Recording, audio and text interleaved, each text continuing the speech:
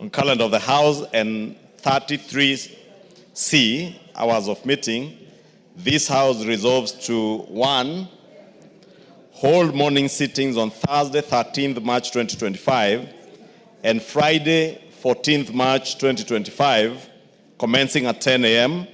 for purposes of considering priority business relating to the supplementary estimates 2 for the financial year 2024-2025, related legislation and the budget cycle. 2, commence the short recess on Monday, 17th March 2025. And 3, to resume regular sittings on Tuesday, 1st April 2025, to continue with the first part of the 4th session. Honorable Speaker, as was agreed by the House Business Committee with a proposal to have a morning sitting on Thursday morning and Friday morning, and I know, Honorable Speaker, many of our Muslim colleagues are in the fasting season, and also many of our Catholic brothers and sisters, including the Honorable Speaker, in the Lent season. And I know what happens on Fridays with them. So we have sought to have that sitting only on the morning part from 10 to 1 p.m.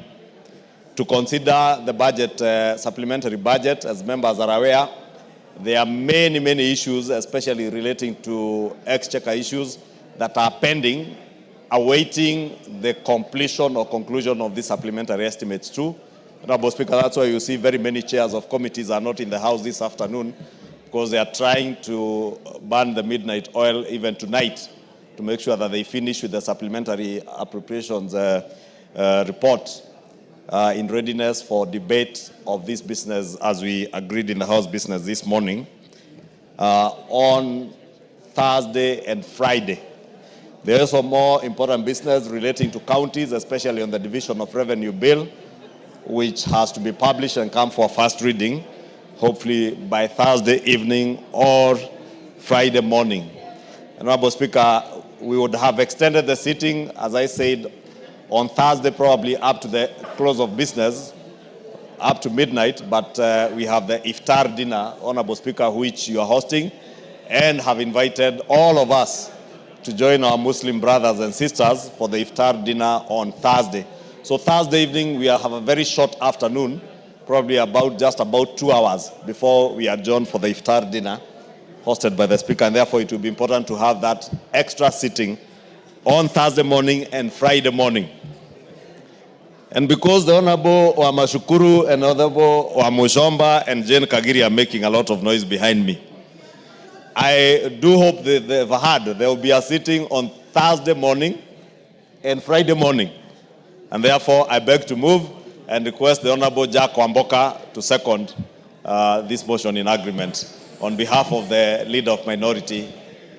The acting Leader of Minority, and in that capacity, Honorable Speaker, I second the motion by my counterpart on the other side. Order, members. Order. Members on their feet, take your seats.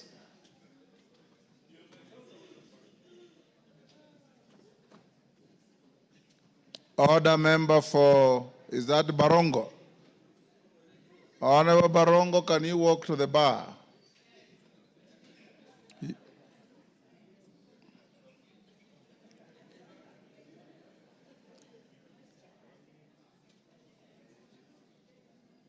Now take the nearest seat.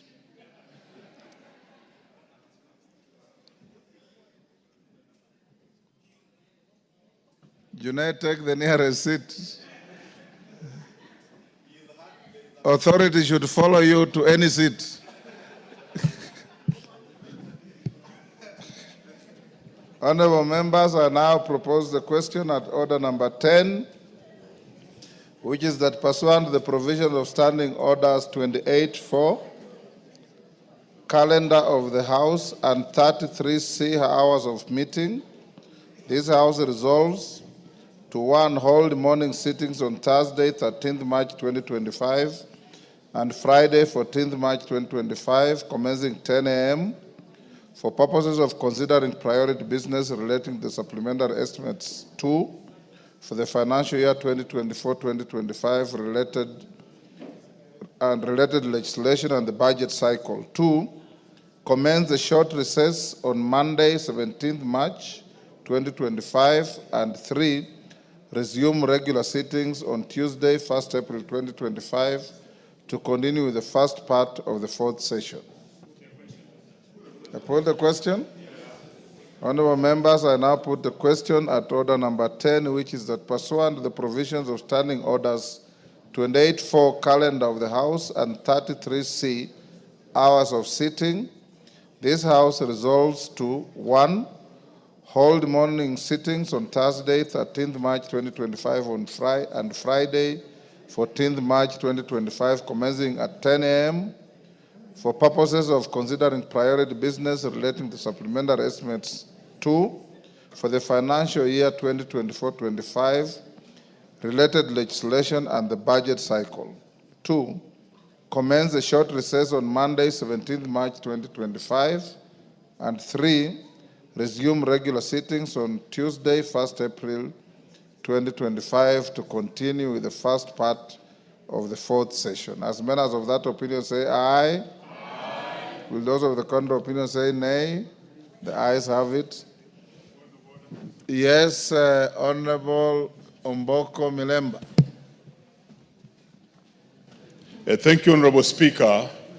I rise on a point of order that touches on also a matter that relates to the Constitution on the budget-making process. Honorable Speaker, the practice of this House has been that usually every budget processing time, there was monies that was allocated through public participation to different counties. Honorable Speaker, this chance around was a chance for Vihiga County and other 5 Honorable counties. Milemba, I've been requested by the majority leader that I stand you down. We clear the short motion at order 11, then I give you the opportunity, if you don't mind. Call order number 11. Just hold your horses. Order number 11, motion, elections in reconstituted committees. Majority Leader. Thank you, Honorable Speaker. Honorable Speaker, I beg to move that further to the resolutions of the House of 5th and 6th March 2025 regarding the reconstitution of committees, this House resolves as follows. 1, that with respect to departmental committees, where a chairperson or vice chairperson is ordinarily elected for the term of Parliament, the elections will only be undertaken for the positions of chairperson or vice chairperson, which fell vacant as a result of the recent reconstitution of committees, being the following. A, chairpersons for the departmental committees on energy, environment and forestry and mining, health, labor, and trade, industry and cooperatives. And B, the vice chairpersons for the departmental committees on education, lands, regional development, and tourism and wildlife. And 2, that with respect to all other select committees which were reconstituted pursuant to the standing orders and whose leadership also lapsed at the commencement of this session, elections for all chairpersons and vice chairpersons will be undertaken for the respective vacant positions as per the schedule circulated by the clerk on the 6th of March 2025. Honorable Speaker, the import of this motion is to allow the House to elect chairs and vice chairs for the 18 committees, select committees whose term had lapsed.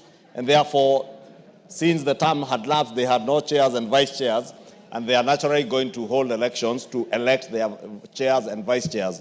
2 is to limit our elections of departmental committees to only the chairs and vice chairs who were affected by the reconstitution of committees, because they are chairs, for instance, of the Committee of Forestry, Energy, Trade, Industry and Cooperatives, whose chairs were able to be moved from one committee to the other, and therefore those committees do not have substantive chairs.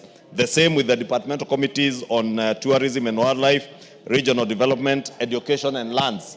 The vice chairs again were moved, and therefore they will be expected to hold elections for those vice chairs. And the import of that for all the other chairs is that, and vice chairs, is that we shall not have elections for all the other chairs and vice chairs. Honorable Speaker, I heard you asking the Honorable Udo to go back to his usual seat. And it is only Honorable Udo and members of the Public Accounts Committee who would understand why the Honorable Udo had to move from one point to the other, because I have seen his form somewhere. And there's a lot of lobbying, jostling for these positions. Therefore, we want to make sure that for orderly conduct of business, because we're also in a very important season, the budget making process. For instance, as I mentioned today, the liaison committee that has all chairs is sitting now, even as we sit here. Therefore, we do not want to disrupt them with elections, and they have a lot of work ongoing, Honorable Speaker. And therefore, beg to move, as we agreed in the House Business Committee, to this motion that we move. I beg to move and request the Leader of Minority, the Honorable Junet Mohammed, to second in agreement. Honorable Junet, disband that Kamkunji and... I know the Honorable Katan. I was asking the Leader of Minority to second, and the Honorable Katana is distracting him. And you know, before the Honorable Junet walked in, and I know he was in a meeting in his office with members of his coalition, the Honorable Amboka was seated where he seated. And when I requested him to second on behalf of the Leader of Minority, he purported to be the acting Leader of Minority. And that is why you saw the Honorable Junet walk in very fast, because there cannot be an acting Leader of Minority. The Leader of Minority is present. And I invite him to second this motion in agreement. Thank you. Thank you, Mr. Speaker. I stand to second the motion as moved by the Majority Leader. Having said, Mr. Speaker, I'm shocked that Honorable Wamboka was masquerading as a Minority Leader, Mr. Speaker, in the House, Mr. Speaker, in my absence. Mr. Speaker, that is very dangerous and bad manners, Mr. Speaker. It's treasonous, Mr. Speaker, because this is the man who has just come to Parliament the other day. I was showing him where washrooms are, where, food is taken. Mr. Speaker, I've taken him around everywhere, but now he's masquerading. Mr. Speaker, I'm really shocked, but I will deal with him in accordance with the standing orders, Mr. Speaker. Mr. Speaker, I stand to second, and what the Majority Leader has moved is that, there are committees that their term has lapsed. The Select Committees, Budget Committee, PIC, PAC, and other things. But there are committees also, Mr. Speaker, whose terms have not lapsed. So there was a kind of agitation in the House that people want to contest for all committees when they are chairs who are chairmen or chairpersons who are in office legally. Mr. Speaker, what we are having now is just a mini election. The general election is coming ahead of us. So hold your horse. This is just a small election or a mini election and midterm elections. But the real election is ahead of us. So those committees, the standing order is very clear. There are committees that were supposed to serve for 2 years. Their term has lapsed. But the committees that were supposed to serve for full term, those ones cannot be subjected to an election. Their term will lapse at that time when the 5-year period ends, Mr. Speaker. So that is the clarification this motion of the Majority Leader is making, Mr. Speaker. Because I have seen chairs who are under threat. Now the chair of Transport Committee, people are campaigning for it. I was wondering when has his term ended. The man even looked malnourished today. If you look at him, Mr. Speaker, he's really worried, Mr. Speaker. So this motion is going to protect him. This motion is going to defend him. So with those few remarks, Mr. Speaker, I second. Honorable members, I now propose the question at order number 11, which is that further, the resolutions of the House of 5th and 6th March 2025 regarding the reconstitution of committees, this House resolves as follows. 1, that with respect to departmental committees where a chairperson or vice chairperson is ordinarily elected for the term of Parliament, the elections will only be undertaken for the positions of chairperson or vice chairperson which fell vacant as a result of the recent reconstitution of committees, being the following. A, chairpersons for the departmental committees on energy, environment, forestry and mining, health, labor, trade, industry and cooperatives, and B, vice chairpersons for the departmental committees on education, lands, regional development, and tourism and wildlife. 2, that with respect to all other select committees which were reconstituted pursuant to the standing orders and whose leadership also lapsed at the commencement of this session, elections for all chairpersons and vice chairpersons will be undertaken for the respective vacant positions as per the schedule circulated by the clerk on 6th March 2025. I put the question. Honorable members, I now put the question and order number 11, which is that further to the resolutions of the House of 5th and 6th March 2025 regarding the reconstitution of committees, this House resolves as follows.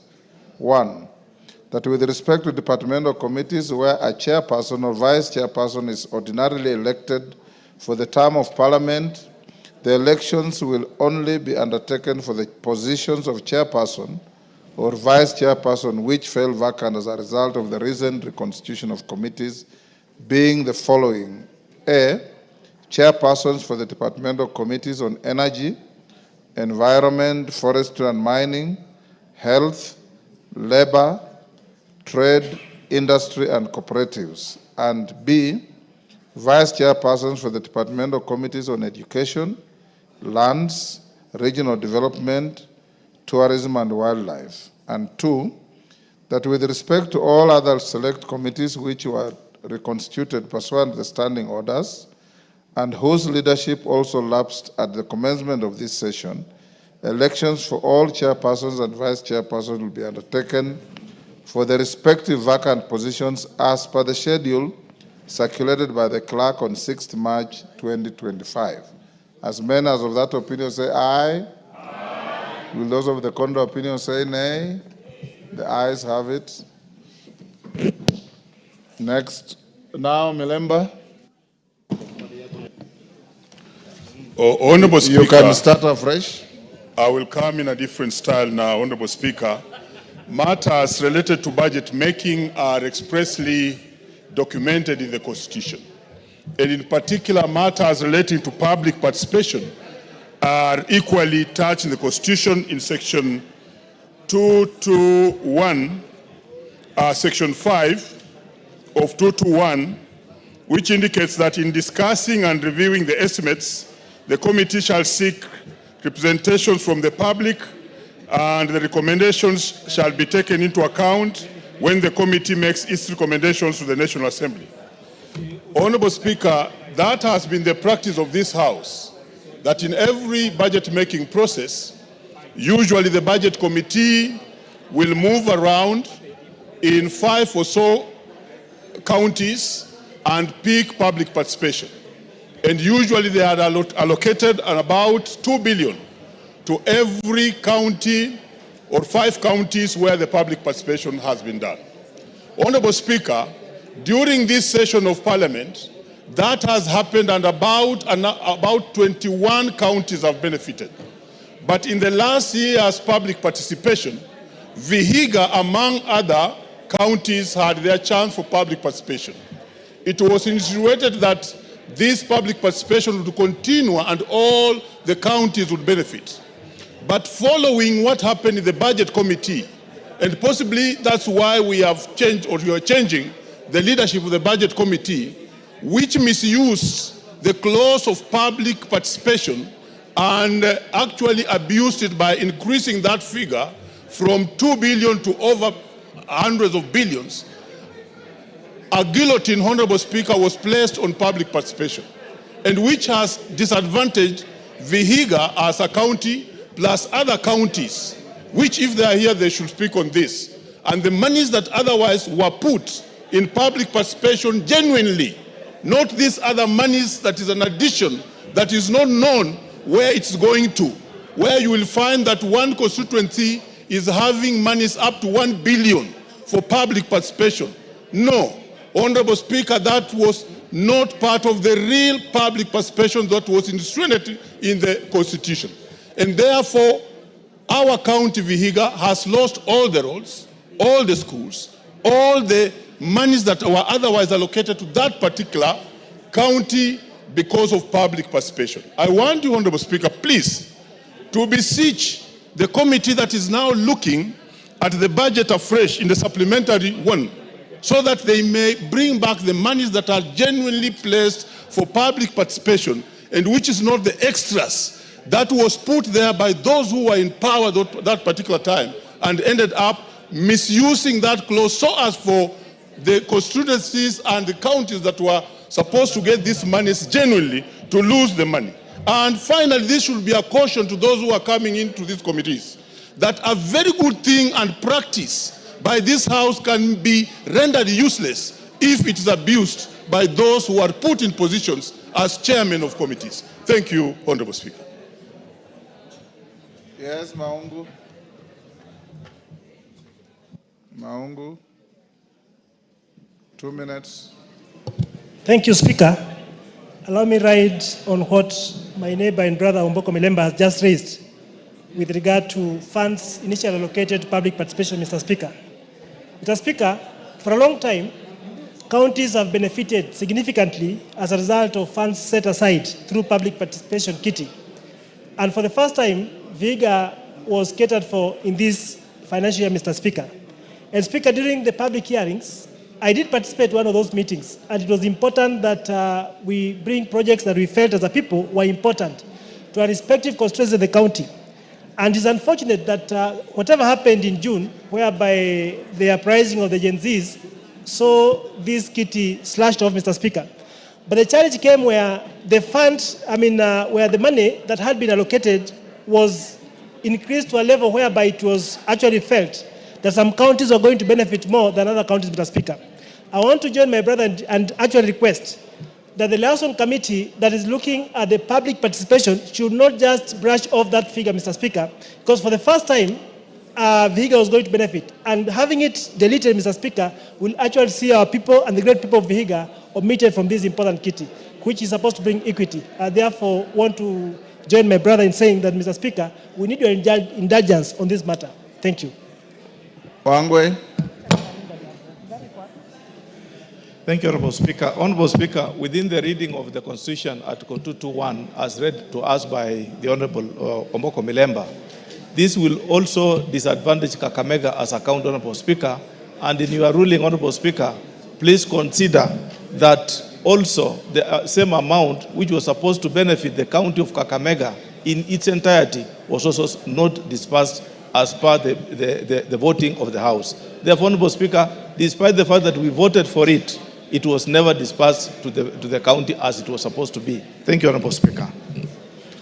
Majority Leader.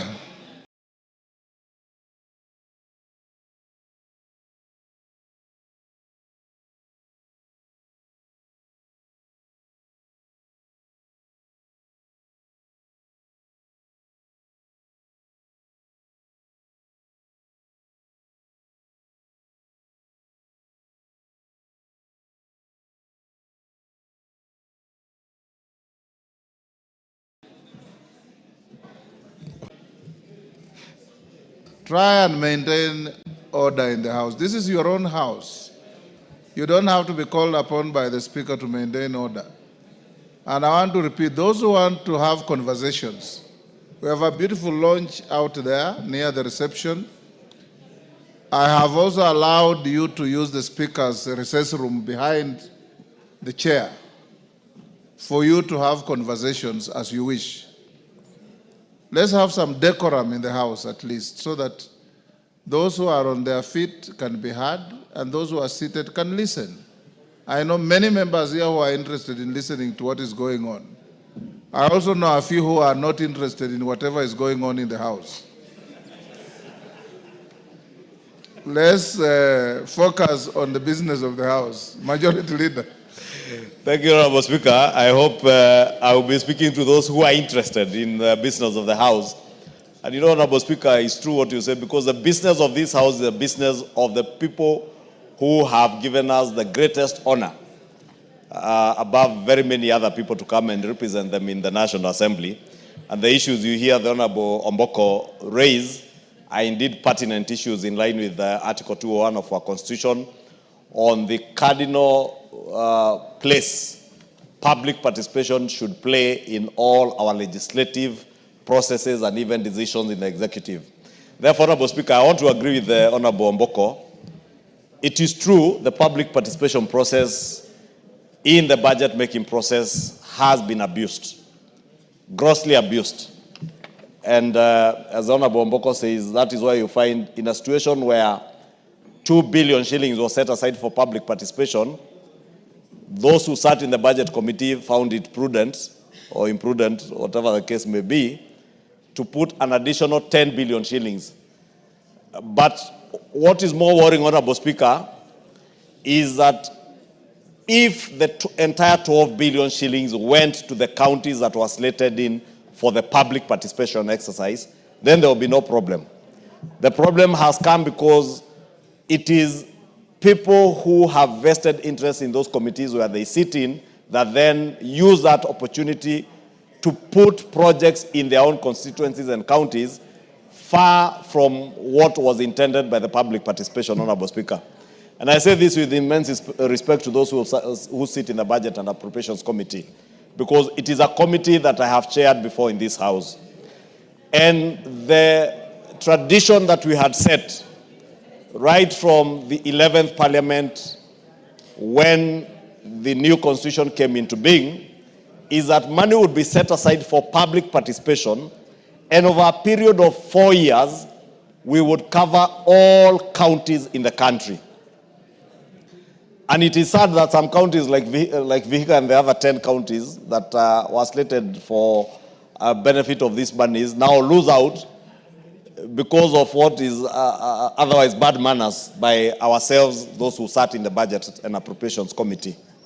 And I say this, Speaker, because we have now reconstituted a new Budget and Appropriations Committee. Let me be on record, it will not be business as usual.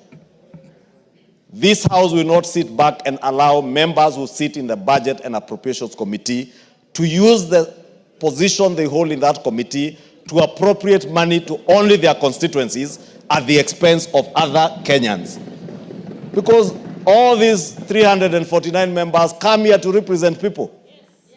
They come here to seek and lobby for resources to go back to their people. That is why the people of Vihiga are crying today.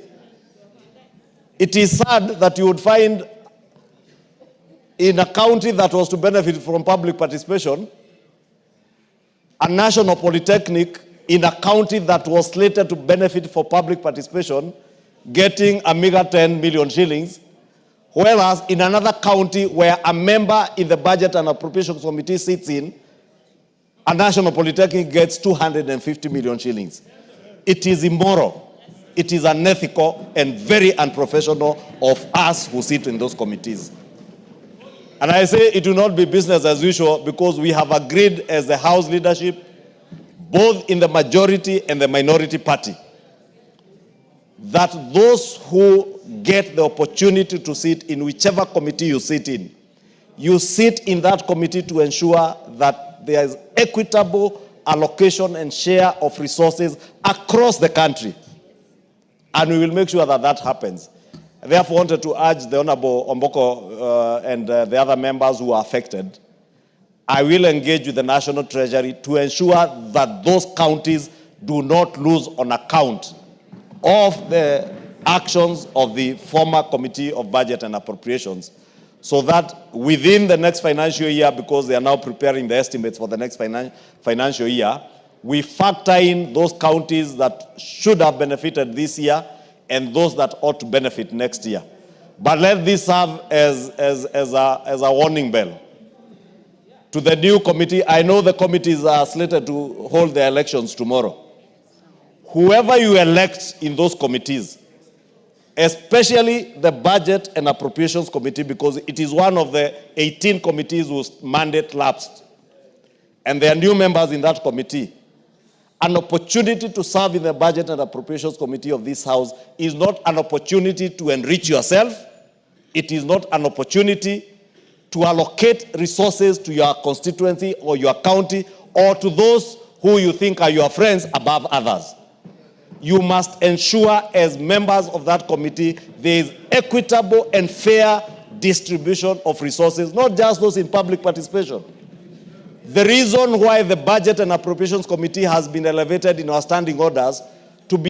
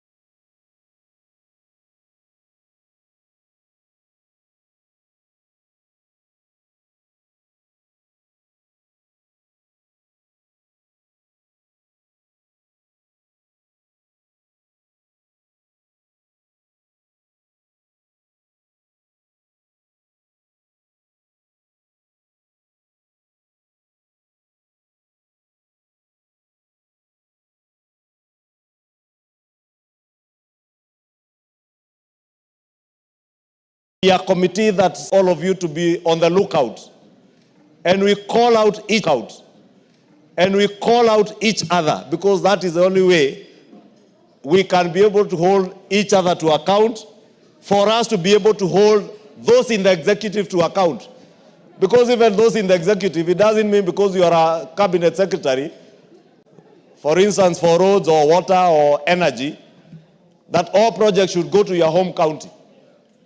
There must be equitable and fair allocation and share of resources in this country, and that is the spirit that we want to go ahead. Therefore, let me assure Honorable Omboko Milemba, I will pick up that matter with the National Treasury to ensure that none of the counties lose out, but also to tell members of the Budget and Appropriations Committee, whichever leaders you elect when you go to elections tomorrow, I pray that you will do what is just, what is right, and what is accountable by your own standards and by our own standards as a house. That public participation allocation was meant as seed capital. When you go out and listen to Kenyans, they tell you this National Polytechnic in this county has 20 or 10,000 students. They have hostels that accommodate only 1,000 students. You know, 2 billion shillings might not even be enough maybe to build hostels in that one particular institution. But you put in seed capital, which informs the next budget-making process. Therefore, if, for instance, the Honorable Omboko's constituency in Vihiga, they had a road that was identified as a critical link between his constituency and the county of Kisumu or another neighboring county, and the members of the Budget and Appropriations feel that that road is such a critical link, then they put maybe 50 million shillings or 20 million shillings as seed capital so that they get a budget line that will be added onto in the subsequent financial year's budget. Now, this year they should have benefited to add, but public participation should not be an end by itself, or you allocate, probably you find a school where they have no classrooms, children, you go to Turkana or maybe to somewhere and find children, especially or Baringo, where people had been displaced by bandits, classrooms were demolished or burnt down.